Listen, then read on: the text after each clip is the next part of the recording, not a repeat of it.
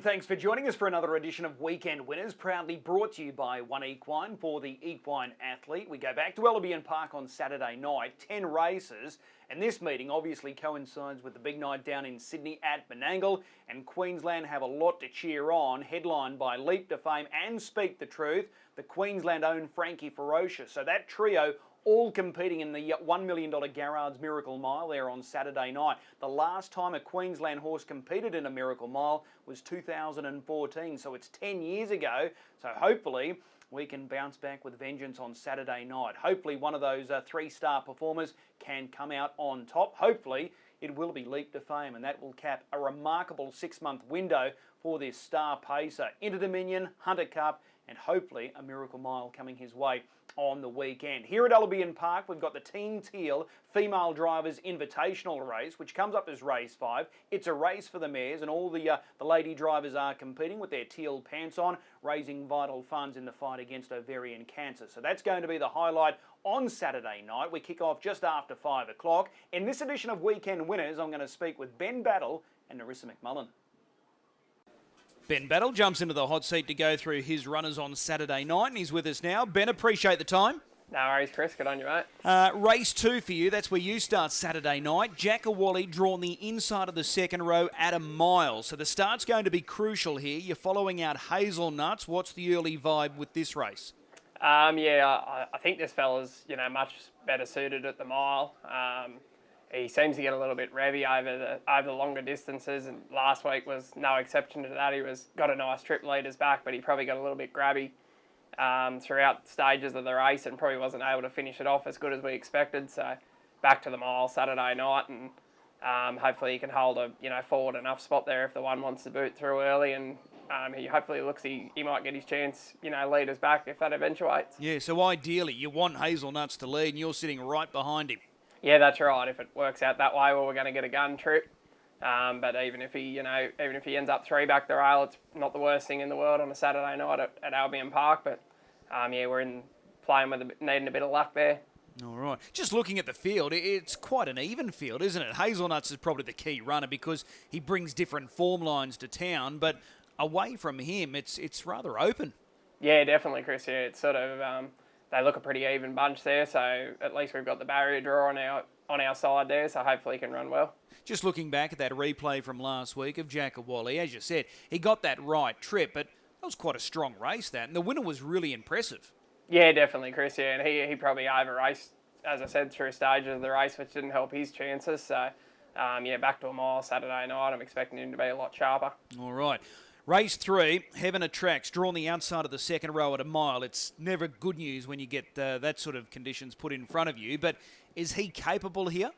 As you said, the barrier draw really stings there. It always does over the short trip and an outside second row draw. So this fella's been a few weeks between runs as well, so he looks to have a few things going against him there, but hopefully he can just race well.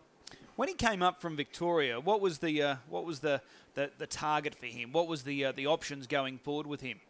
There wasn't really any plans going forward. We just thought we'd get him up here to Queensland and see if he could sort of make that Saturday night grade, which he's won one on a Saturday night already, and he's sort of been hampered a little bit by barrier draws over the last 3 or 4 starts, but hopefully his turn will come here shortly. Yeah, well, you're right about the barrier draws. He couldn't buy one at the moment. No, definitely. I think the only time he's drawn a decent gate in Queensland, he was able to lead and win that race on a Saturday night, going back 3 or 4 starts. So, definitely barriers haven't been his friend lately. Yeah.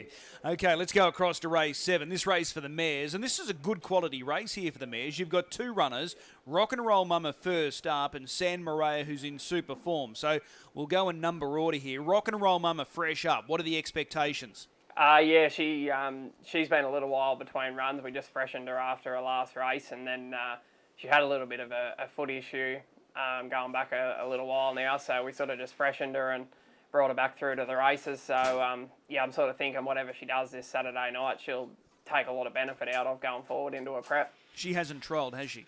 No, she hasn't. No, she's going fresh up Saturday night. All right. San Maria, on the other hand, she's fit and firing. You must be thrilled with the way she's going. Yeah, she's definitely, exceeded all expectations over the last, 6 to 12 months. She's really developed into a nice little mare and just going from strength to strength at the moment. So it's just great to go on the ride with her. Yeah, and a good one to take to the races because she wears no gear. Yeah, that's right. She's definitely an easy one to gear up, which is always good. Okay. Now, just looking back at last week here, in front you had Vindicate on your hammer last week, and they were clearly the top two in betting. But she was able to hold Vindicate quite comfortably in the drive to the line. Yeah, definitely. Like, probably her Achilles heel over the last sort of 12 months is she lacks a little bit of high speed. But over her last few races and the last sort of, particularly since she sort of got into racing Saturday nights, I think she's starting to develop that bit of turn of foot, and she really showed that good on Saturday night and was able to hold Vindicate right to the line, which was really impressive. So with 3 of her last 4 races being victories, she keeps rising in grade, but there's no reason why she's not going to handle this sort of level now, and she doesn't have to lead to win. Like in a lot of those victories, she's been in front, but she's not a one-trick pony, is she? No, definitely not. She's raced at, a decent level throughout a 3-year-old season, racing a few of the feature races, Oaks races up here in Queensland, and held her own in those races, although she didn't, feature in them. She would, never disgrace herself throughout them races. So racing decent quality horses is, no surprise to us. So hopefully she can just keep sort of progressing through and improving a little bit more, and I think she can stand up to that open mare Saturday night grade here in Queensland. Well, I know the form's going to be dependent on this next question, but is this likely to be her last season of racing? I'm really not sure. I haven't gone too far into that with the owners, Alf and Rosario Laspina, but just at the moment, as I said, she sort of exceeded all expectations and probably gone further than we sort of expected her to. So at the moment, we're just taking it week to week and make decisions on the run, I think. Okay. Which one are you more confident about? Jackawally drawing the inside of the second row or San Maria stepping up to open mares level? I think it's just dependent. Jackawally, if he gets that right trip, I think he's sort of in with a good chance. But, you can't ignore the little mare's form. She's really just stepped up every time she's been asked of lately. So hopefully she can do that again and take it to that open mares grade. All right. Just with Jackawally, he's still got a few left in him, hasn't he? Yeah, he's a nice horse. He just had a few little issues throughout his career, and then he's had a few head problems throughout his career. Also, he went through a bit of a phase there where he couldn't get it right. But I think we've got him going back on the right track now, and sort of been really pleased with his last 3 or 4 starts. So hopefully going forward he can get into his Saturday night grades and do a good job for his connections. All right. The other one that I had to ask about as well, Into the Mystic. You've got her going around in the Team Teal Female Drivers Invitation. She's a little bit up and down, but how are you finding it with her Into the Mystic? Is she just a victim of the NR sort of system? In a way she is, Chris, yeah. Like she was, an unraced 4-year-old when she came across from New Zealand, and it's sort of hard when them horses go on a bit of a run. She won her first couple of races in a row and then found herself in pretty solid grade. We've had a few little issues with her along the way as well. She got sick and had to be spelled for 3 months, after her first couple of runs, and then she really come back in good order, and we're really pleased with the way she trialled up, and her first up win was really good, but then we've had a few little issues with her, a few little setbacks with her again, but we're sort of a lot more confident going into this Saturday night that we've got her somewhere near where, she needs to be to perform. It's a good money race. It'll be a nice one to pick up. Yeah, sure would be. Penalty free as well, so it'll be the perfect race to win if you can get the job done. All right. Hey, really appreciate the time. Best of luck on Saturday night, and we'll see you trackside. Good on you, Chris. Thanks, mate. Narissa McMullen jumps into the hot seat to go through her book of drives on Saturday night, and she's with us now. Narissa, appreciate the time. No worries, Chris. This is a good race again to start the program, much like it was last week. You're driving Tiger by the Tail. He's going more than okay, this guy. Yeah, he was really good last start. This week probably a little bit stronger, but he likes the speed on, so that might suit him. Have we worked out or established what his best racing pattern is? Last week he drew wide, you went back, and he really attacked the line, but he's more than capable up on the speed. So what is his best racing pattern? I think probably not doing too much early and just following him. Pulling him out late seems to be the go. It's just a bit of a tricky draw for him. Ideally, we probably just slide across and get some cover, but yeah, just see how we go. Okay, so it does prove to be a little bit sticky, this barrier draw, because in some ways you've got to commit, but you don't want to overplay your hand. Yeah, exactly. Don't want to do too much early, but at the same time want to try and get into the best position we can. Okay. Bangkok DJ, is he the yardstick in this race? Is he the horse to beat? Yeah, definitely. Okay. But with any sort of luck, he shouldn't be too far away, Tiger by the tail? No, I think he'll run a good race. Okay. Well, that's race 1. Let's move to race 2. Your own runner here, Bobby Waterhouse. Just on last time out when he won, was it relief more than anything when you crossed the line in first place? Yeah, definitely a bit of a relief to finally win a race with him, but he'd been going really well. Just hadn't quite been able to win one up until then. Yeah, that was the frustrating part. He's been running some super races, just finding it hard to crack, and he's been going up against good opposition, but last time out, he was able to put them away and get the verdict. Yeah, exactly. All right, so this is a more difficult assignment this week because last time out you had the inside gate, barrier 1. You've got gate 7. That's a shocking draw, isn't it? Yeah, it makes things a bit tricky, but I think he is a versatile sort of type, so might have to just drive him a bit differently, but yeah, see where we end up in the run. Okay, I was going to ask, do you get involved early or are you likely just to grab straight up? Oh, ideally we just slot in somewhere and don't do much early, but doesn't always work out like that, so just see where we end up, otherwise we can work forward. Yeah, he's, like I said, he's versatile. It doesn't really worry him what he does, but yeah, I think he'll go really well though. All right, how do you rate the opposition? Hazelnuts comes up from New South Wales. There's a few there that you know really well, so how do you rate this opposition? I think he's as good as any of them. Just the draw hurts him a bit. Okay, just going back to that last start performance, R11 Art was on your outside. He put the head in front. What were you thinking there at the top of the straight? He does always sort of get going when he gets to the straight, so I was hoping he'd kick on, and he did, so he likes a bit of a fight. Okay, well that's race 2, number 7, Bobby Waterhouse. What about race 3? You're driving Chappie Street North here for Matty. What are the expectations with this guy? He's a horse with plenty of ability, but he's got plenty of tricks to go with it. I think if he does everything right, he'll run a really good race. So I think the secret is we just got to let him run. He hates being restrained, so we'll be letting him go forward and letting him do what he wants. Oh, this could be like waving a red flag to a bull here, so you just let him loose here at the start. Yeah, that's the plan. Okay, what did you make of the trial there last week? Nothing went to plan. He ended up galloping, and yeah, just because I had to restrain him, I was boxed in, and yeah, grabbing hold of him too much, he galloped. So, but once he got down pacing, he ran a super quick last lap. Okay, so how did he find his way to Matty's stable, this guy? Connor sent him up from Victoria. Yeah, just thought the change might do him good. Yeah, we sort of all think he has plenty of ability, but just hadn't really been showing it. So hopefully he can put his best foot forward. Okay, so you think he will be okay here in the long term in Queensland? Yeah, I think he's a really nice horse. Okay, so a bit of a push there for Chappie Street North. Just with only his best drawn to your inside, do you expect a little bit of pushback at the start here from that horse?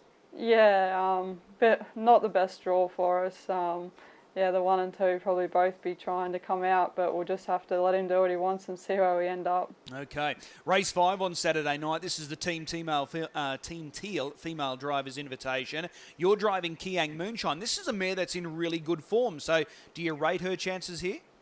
Yeah, her last few starts have been really good, and she sort of looks a pretty versatile type, can do a little bit of work, so I think she'll run a really good race. Okay, so from gate 4 at a mile, you're sort of inclined to run the gate and have a bit of a look early? Yeah, I think we'll have a look early and go from there, but yeah, she sort of seems to be able to do it on both ends. All right, there's a push there for Kiang Moonshine. What about in race 7? You know this mare well, Miss Mucho. What are we doing with Miss Mucho on Saturday night? Oh, I think I'll just have to sum things up at the start. Looks to be a bit of speed there. But she is a mare with really good gate speed, so we'll just see what happens. She's going well. Last start was a bit unlucky, but she went really good, so I think she'll run a really good race. Okay, does the small field suit? Yeah, it does, because if we have to go back, at least she shouldn't be too far off them. Okay, if you do go forward and slot in, and they're getting along at a good tempo early, she's not without it. She's not the worst in this field, is she? No, I think she's right in this race. Okay, there's a push for Miss Mucho. What about in race number 8, another race for the mares? She's a pocket rocket. You know her well. What are the expectations here? Not a bad draw. She should get a good trip from there, and yeah, probably just needs a nice soft trip and not an overly strong race. I think she can go okay. Okay, last couple of efforts have been okay, so it's just tempo related for her on Saturday night? Yeah, hopefully a few go stupid early and that'll suit her. All right, well, that's She's a Pocket Rocket. Race 9, Flare Up, I should say, running from gate 3. At a mile, if she finds the front, can she prove hard to catch here? I don't actually think she's much good in front. Okay. Last time I led on her, she went terrible, but yeah, so it's a little bit tricky what we do, but she probably just needs a nice soft trip, and I think she can run a good race. All right, well, you were able to give her that soft trip 4 runs ago when she scored, so if we can repeat that, she's not out of it. Yeah, that's it. All right, well, that's Flare Up there in race 9. What about the last race 10? This is not a bad trot race to end the program on Saturday night. My Ultimate Eddie, he was able to score last time out. How do you think he's going, and is it all about confidence with Eddie?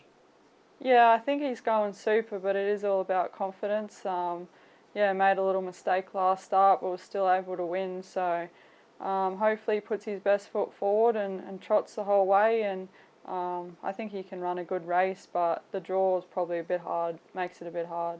Okay, just on that draw, so you've got Majestic Lavros drawn to your inside, who's first up. Adele's the only runner off the second row. They look to be the class. They were both finalists for the Inter Dominion, but My Ultimate Eddie, just looking at this last start replay, there was a lot to like about that win, because he made that early error and then he just kept rolling along. So if he can sort of do something similar, he's not going to be far away. No, that's it. We'll probably try and get him into the race early if we can, and if he's doing everything right, I think he will run a good race, yeah. Do you prefer him over something longer than a mile? Yeah, I think he is better over the longer trips. He probably lacks a little bit of higher speed, but he'll just keep going all day. Okay. Out of all your drives on Saturday night, which one are you most looking forward to? I think Miss Mucho. Okay, Miss Mucho there in race number 7. The big query horse is going to be Chappie Street North, though, in race number 3. If you've been given the go-ahead to light him up, that could be interesting, that race. Yeah, that's it. All right. Hey, appreciate the time. We'll see you trackside Saturday night. No worries, Chris. Thanks. A big thanks to our 2 drivers, Ben Battle and Narissa McMullen, giving up their time and thoughts ahead of their drives on the weekend. Hopefully, there's plenty of winners for both on Saturday night.